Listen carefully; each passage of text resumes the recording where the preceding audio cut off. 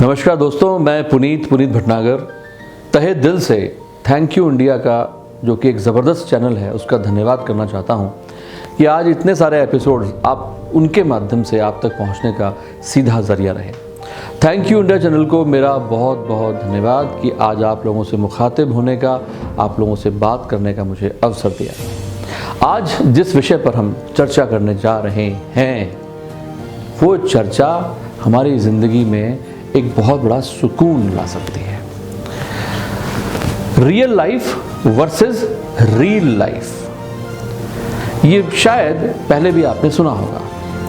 आज इंटरनेट का युग है, फेसबुक, इंस्टाग्राम, व्हाट्सएप, न जाने तमाम कितने सारे सोशल मीडिया प्लेटफॉर्म्स हैं। इसके अलावा जो फिल्म का जो प्लेटफॉर्म है वो भी बहुत ज़बरदस्त है, जिसमें नेटफ्लिक्स, अमेज़ॉन, ये सब तमाम तरह की चीज़ें। आज उसके बारे में मेरी आपसे बात करने की इच्छा हुई। वैसे तो इन सब के बारे में हमने बहुत सारा मैटर, इसके जो नुकसान हैं, इसके जो फ़ायदे हैं, इसके बारे में जाने हैं, लेकिन मेरे पर्सनल एक्सपीरियंसेस मैं आपसे हमेशा शेयर करता रहता हूँ। आज उसके बारे में आपसे चर्चा करने की ज़रूरत है। व्हाट्सएप के बिना हमारी ज़िंदगी नहीं चल सकती। इंटरनेट के बिना हमारी ज़िंदगी रुक चुकी है। ये सब चीज़ें सही हैं, लेकिन ये जो रियल लाइफ है, जो डिजिटल दुनिया है, जो सोशल प्लेटफॉर्म्स हैं, ये कितने ज़रूरी होने चाहिए, इनकी इम्पोर्टेंस कितनी होनी चाहिए और हमें कितनी देनी चाहिए इनको, इसके बारे में हमें आज बात करने की ज़रूरत महसूस हुई। आज हमें ये समझना है कि वो चीज़ें जिनसे हमें सचमुच सुकून मिलता था, जो हमारी ताकत थे, वो सब के सब आज हमसे दूर जाते जा रहे हैं। वो स्कूल में होने वाली पिकनिक, वो बसों में बैठकर गपशप, वो अपने घर से बनाकर टिफ़िन, इतना 6 खाने वाला टिफ़िन बना कर के हम लोग वन सोमवार किया करते थे। बच्चे स्कूल में और स्कूल से वापस घर पर आकर के और संडे को ग्राउंड्स, प्लेग्राउंड्स भरे रहते थे। हम लोग क्रिकेट खेलते थे, हम लोग टायर साइकिल का चलाते थे, कैरम बोर्ड घर में खेला जाता था, लूडो और चेस से संडे एंजॉय किया जाता था। हम लोग बैठ कर के तमाम ऐसी चीज़ें, लंगड़ी टांग और सितोलिया, न जाने क्या क्या चीज़ों के साथ हम एंजॉय करते थे। और हमारे जो बुज़ुर्ग थे वो कैसे करते थे, वो हर संडे को अपनी चौपाल गांव में हुआ करती थी, बैठते थे, तमाम जो चर्चे हुआ करते थे कि राजनीतिक मुद्दे वहाँ डिस्कस किए जा रहे हैं, घर की समस्याएं डिस्कस की जा रही हैं, खेत खलियान के अंदर क्या हो रहा है, अड़ोस में पड़ोस में क्या हो रहा है, ये सब चीज़ें वहाँ डिस्कस हो जाती थी। लेकिन आज हमारा बुज़ुर्ग हमारे किसी बहुत ऊंचे अट्टालिका अपार्टमेंट में कहीं बाहर एक छोटी सी कुर्सी लिए बाहर बालकनी में बैठे हैं। अगर वो जोड़ा है, दादा और दादी हैं, नाना और नानी हैं, तो बहुत अच्छी बात है, अन्यथा वो अकेलापन जीवन को खाए जा रहा है। व्हाट्सएप, फेसबुक, इंस्टाग्राम, आपका अकाउंट बहुत सारी लाइक्स, बहुत सारे शेयर्स, बहुत सारे सब्सक्राइबर्स के लिए न जाने हम क्या क्या करते हैं।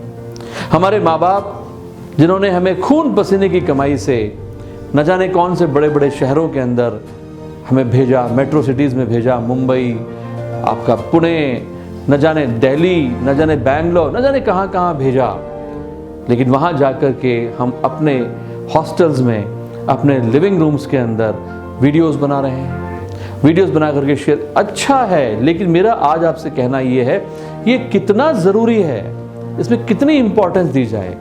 आज हम लोग हर काम को सेकंड प्रायोरिटी पर रख रहे हैं, ये काम बाद में करेंगे, पहले हमें एक फ़ोटो खिंचवानी है। हम कुल्लू जा रहे हैं, मनाली जा रहे हैं, लंदन जा रहे हैं, चाइना जा रहे हैं, और हमारे दोस्त हमको वहाँ से बढ़िया बढ़िया जो साउथ इंडियन फूड्स हैं, तमाम तरह के जो केक्स हैं, उनकी फ़ोटो खींच के भेज रहे हैं खाते हुए कि देखो हम ऐसा खा रहे हैं, फलाने होटल में, हमारे पास में ये लग्जरीज़ हैं, हमारे पास में ये स्ट्रॉलेज हैं, हमारे पास एप्पल का फ़ोन है, उसके साथ फ़ोटोज़, सेल्फीज़, बहुत सारी चीज़ें आप देख रहे हैं। फेसबुक भरा पड़ा है। क्या आपने आज तक कभी ये सुना कि फेसबुक को पढ़ कर के किसी ने आईएएस का एग्ज़ाम पास किया हो? क्या आपने कभी ये सुना कि इंस्टाग्राम को फॉलो करके किसी बहुत बड़े हीरो को या किसी पब्लिक फिगर को फॉलो करके किसी ने अपनी इनकम के अंदर इजाफा हासिल किया हो? क्या आपने कभी ऐसा सुना कि कभी ज़िंदगी में जो लक्ष्य था उसका श्रेय दिया गया फेसबुक को, उसका श्रेय दिया गया फेसबुक, इंस्टाग्राम और ऐसे बहुत सारे सोशल मीडिया चैनल्स को।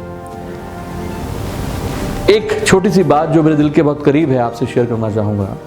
मैं नाम तो नहीं लूँगा उनका। एक यंग लेडी थी, एक गर्ल थी, वो सोशल मीडिया से बड़ी प्रभावित थी। वो अपने हर 10 मिनट बाद, आधा घंटे बाद अपना कोई ना कोई फ़ोटो अपना सोशल मीडिया पे शेयर करती थी। बड़ी फेमस हो गई अपने छोटे छोटे डांस के साथ में, बड़े आधुनिक मॉडर्नाइजेशन के साथ में वो अपने आप को प्रस्तुत करती थी। उनके फॉलोअर्स बहुत बढ़ गए, पहले 50,000 हुए, फिर 2 लाख हुए, फिर 4 लाख हुए। कुछ लोगों को लग रहा होगा या हमारे भी फॉलोअर्स बढ़ सकते हैं। बढ़ जाएंगे, इसमें कोई दिक्कत नहीं है, लेकिन किस कीमत पे बढ़ रहे हैं उसके बारे में आज से बात की जा रही है। तो हुआ ये कि वो अपने फ्रेंड्स के साथ में एंजॉय करने लगे, रात को नाइट आउट, पार्टीज, ये सब चीज़ें, और हर चीज़ को वो अपने सोशल मीडिया पर शेयर करते थे। 5 लाख दोस्त हो गए उनके फॉलोअर्स। अचानक प्रभु का बुलावा आ गया। बहुत कम उम्र के अंदर उनको इस दुनिया से जाना पड़ा। पोस्टमार्टम हुआ। पोस्टमार्टम होने के बाद में जब बॉडी घर पर आई, इन 5 लाख लोगों में से 5 लोग भी उस डेड बॉडी के आसपास नहीं थे। ये है real life, REEL, real life. And I am talking about real life, REAL, real life।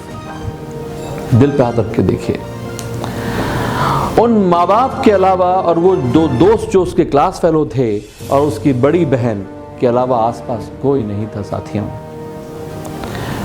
वो डेड बॉडी बाहर फ्लैट के सामने खड़ी रही, पड़ी रही, और वो 5 लाख लोगों में से एक भी श्रद्धा सुमन लेकर के, आंखों में गर्म आंसू लेकर के वहां नहीं आया था।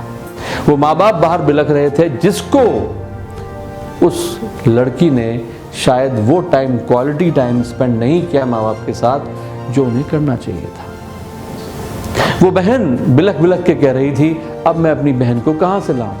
लेकिन वो फॉलोअर्स नहीं कह रहे थे कि अब हम अपने हीरोइन को, जो हमें रोजाना सोशल मीडिया पर, व्हाट्सएप पे मैसेजेस करते थे, उन्हें कहाँ से लाऊं। उनकी तरफ से कोई कॉन्डोलेंसेज, कोई भी रोना बिलखना, कोई भी फजीहत वहां नहीं थी। तो क्या कमाई कर रहे हैं हम? किस तरह की कमाई कर रहे हैं? जरा सोचिए। आपको शायद महसूस हो, मैं आपको ये नहीं कह रहा कि आप एंजॉय ना करें, मैं आपसे ये नहीं कह रहा कि आप अपनी जो डिजिटल प्रेजेंस है उसको कम करें, लेकिन जो समय आपके माँ बाप का है पहले उनको दें। प्रायोरिटाइजेशन, प्रायोरिटी आप पहले उनको दीजिए। आपके जो फ्रेंड्स हैं, अगर आपको बहुत सारे फ्रेंड्स बनाने हैं, मेरे किसी फ्रेंड ने मुझसे बहुत अच्छी बात की थी कि अगर आपके पास में $100 हैं और आपकी एक जेब के अंदर 100 फ्रेंड्स हैं, तो आप मुझे बताइए आप कौन सी जेब में हाथ डालना पसंद करेंगे। तो कुछ लोगों ने कहा $100।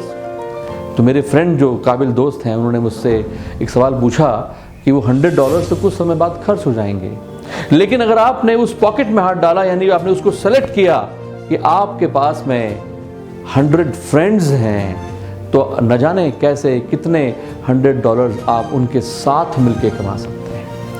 आज एक साथ बैठकर रोटी जमीन में खाने का फैशन नहीं रहा, दोबारा से वो संस्कृति आ रही है। युवाओं के लिए मेरा आपसे सिर्फ यही कहना है कि अपने माँ बाप को प्यार करिए, उनके साथ बैठ के खाना खाइए, अपने बहन भाइयों के साथ अपने दोस्त बनाइए, बाहर कॉफ़ी, पिज़्ज़ा हट, ये दुनिया तमाम तरह की जो चीज़ें हैं जाइए, लेकिन कभी कभी अपने घर पर भी एक चाय की पार्टी कीजिए। कभी कभी किसी संडे को अपने दोस्तों को बुलाइए और मिलकर के कहीं घूमने जाइए। अकेले अकेले ज़िंदगी को, मैं वो उस लड़की का जो आपको एग्जाम्पल दिया, मेरे पास से कहीं ज़्यादा एग्जाम्पल आपके पास होंगे। सही बात है ना? लेकिन ये बात आपसे करनी इतनी ज़्यादा ज़रूरी थी क्योंकि इसी की वजह से हमारे जो लक्ष्य हैं उनसे हम दूर थे। उस लड़की को भेजा गया था पढ़ने के लिए, जो एक डेड बॉडी बनकर के वापस लौटी।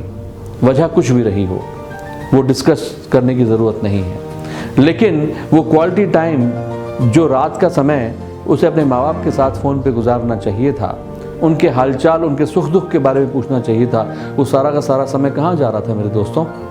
वो समय जा रहा था एक छोटा सा वीडियो बनाने के लिए, क्योंकि अगले दिन उसको व्हाट्सएप स्टेटस पे या उसको किसी इंस्टाग्राम के अंदर शेयर करना था। तो मेरा आपसे ये कहना है, आइए हम सब मिल करके एक कसम खाएं, खुद से कसम खाएं कि ये रिश्ते जो हैं ये बड़े कीमती हैं। और हमारे जो डिजिटल फ्रेंड्स हैं वो ना कभी किसी के साथ में क्योंकि उनकी पहुंच नहीं है हम तक, वो हमें पसंद ज़रूर करते हैं लेकिन हमारे दुख में शायद शामिल ना हो पाएं। इसलिए उन साथियों का ज़रूर चुनाव करें, उन दोस्तों के साथ रहें, अपने माता पिता के साथ रहें जो आपके सच्चे साथी हैं, सुख और दुख के अंदर आपके साथ छाया की तरह चलने वाले हैं। मैं again thank you India channel को बहुत बहुत दिल से धन्यवाद देना चाहूँगा, उनको आभार व्यक्त करना चाहूँगा कि आपसे बात करने का मुझे अवसर दिया। तो मिलते हैं अगले एपिसोड में। Wish you all the best. Signing off from the presentation area, this is possible Puneet Bhatnagar. Thank you.